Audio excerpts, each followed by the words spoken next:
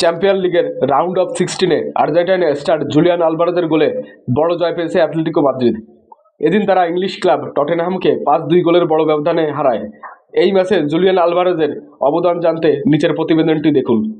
UEFA champion লিগের এই ম্যাচে জুলিয়ান আলভারেজের একক নৈপুণ্যে বড় জয় পেয়েছে অ্যাটলেটিকো মাদ্রিদ।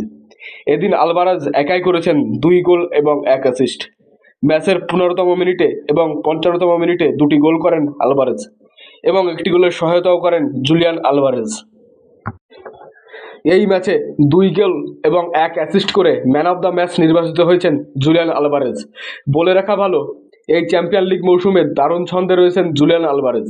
ইতিমধ্যেই এই মৌসুমে তিনি ক্লাবের হয়ে চ্যাম্পিয়ন লিগে 10 ম্যাচে রেকর্ড 7 গোল এবং 3 অ্যাসিস্ট করে দুর্দান্ত ফর্মে রয়েছেন।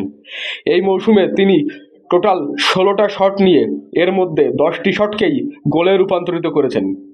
ফিনালিসিমার আগে আলভারেজের এই ফর্মে ফেরা আর্জেন্টাইন সমর্থকদের উজ্জীবিত করছে।